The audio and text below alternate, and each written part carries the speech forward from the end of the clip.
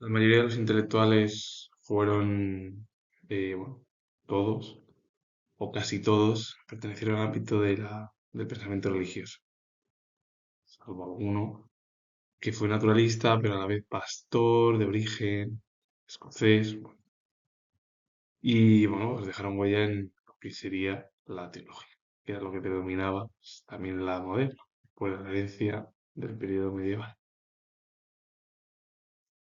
El lambdancismo es un fenómeno fonético que consiste en la sustitución de una consonante por la R. Se aplica principalmente a la R implosiva o final. Por ejemplo, puerta en lugar es, bueno, puerta, que sería con L, en lugar de puerta. Como por ejemplo, bueno, pues ese ejemplo de que es lo que se lleva a cabo, bueno, pues en algunas de las canciones normalmente hoy en día de muchos de los artistas relacionados con el nuevo, con la nueva explosión musical, que sobre todo es el reggaetón lo que tira. En lingüística es común en dialectos meridionales y caribeños, y en logopedia describe la dificultad para articular el fonema L.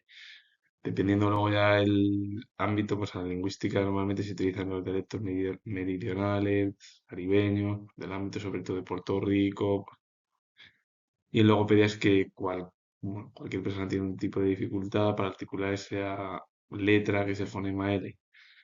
Y entonces es al final una corriente que tiene, bueno, pues un cambio más, o más que una corriente, es un fenómeno fonético que consiste en la sustitución de una consonante por la R. Normalmente es la R por la N. Un epigrama es una composición poética muy breve que expresa un único pensamiento ingenioso, festivo o satírico.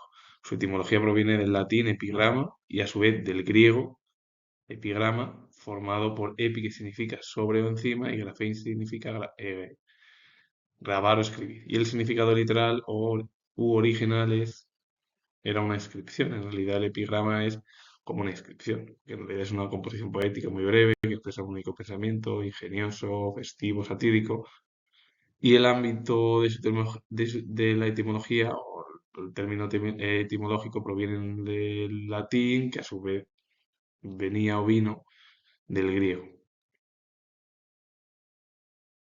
La ornitología es la rama de la zoología dedicada al estudio integral de las aves, incluyendo la biología, el comportamiento, la ecología y la conservación. Su etimología, la palabra proviene del griego antiguo, formado por ornis o ornitos, que significa ave o pájaro, y logía es estudio, ciencia o tratado, y a su vez la logía sería el ámbito de lo razonable, porque todo lo que es logos es razón. Bueno, pues, ¿de qué se encarga la ornitología? Pues, de estudiar las aves y cómo su ambiente, que sería la conservación, el comportamiento, la biología, la ecología del conjunto de las aves que existen. O también puede ser las que existieron en el ámbito prehistórico. Y también está el sufijo ia que completa el término indicando cualidad o acción, por lo que se traduce literalmente como el estudio de las aves. De lo que se encarga la ornitología es el estudio de las aves. Matías Borbonius fue médico y epigramático neolatino de origen bohemio o checo que llegó a ser protomedicus, médico jefe de Vladislav IV. Produjo una serie de lemas para varios emperadores romanos y del Sacro Imperio Romano, impresos en Deliciae Poetarum Gernomarum en Frankfurt en 1112, y está vinculado al dicho latino tempora mutantur, que significa los tiempos cambian, que es que el mundo cambia y las personas también cambian a su vez. Caspar Huberinus fue teólogo luterano, compositor de himnos y reformador alemán. Johannes Frotz fue teólogo y reformador luterano alemán. Stefan Agrícola el Viejo fue teólogo y reformador alemán. Muchos de ellos, la gran mayoría, fueron teólogos dentro del pensamiento de Martín Lutero y del luteranismo.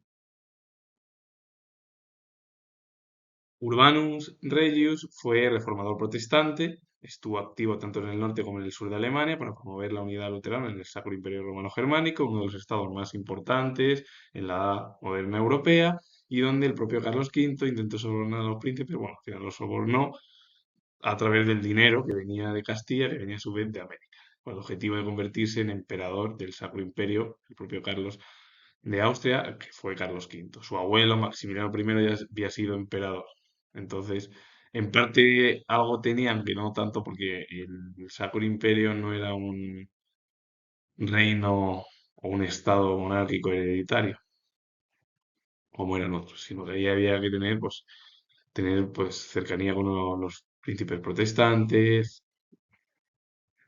Urbanus Regius fue también poeta popular y Martín Lutero se refería a él como el obispo de Baja Sajonia. Johann Freund fue impresor y editor alemán, famoso en Basilea. Johann Forster fue teólogo luterano alemán del siglo XVI, destacó como lingüista y compañero de la Reforma.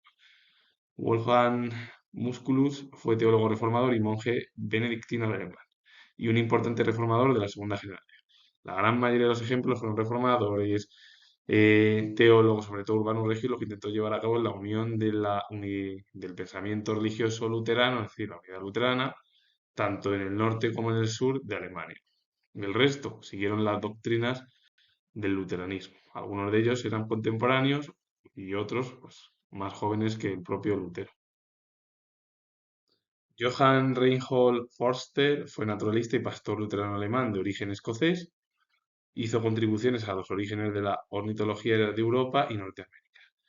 Un ejemplo de Johann Reinhold Forster, que bueno, fue naturalista y a la vez pastor alemán, es decir, que estuvo en el ámbito también del pensamiento religioso, pero bueno, él se centró en el ámbito del estudio de la ornitología, es decir, del estudio de las aves, como explicar en el mundo occidental, en Europa y en Norteamérica. Johann Rudolf Ampaleander fue historiador local, escritor y clérigo protestante bernés, y muchos de ellos fueron figuras que dejaron huella en el pensamiento religioso y de la teología germana. Así que con ello finalizo, comento que soy historiador, si os ha gustado este vídeo, darle a like, suscribiros, comentar y repito nuevo que soy historiador y nos vemos ya en el próximo.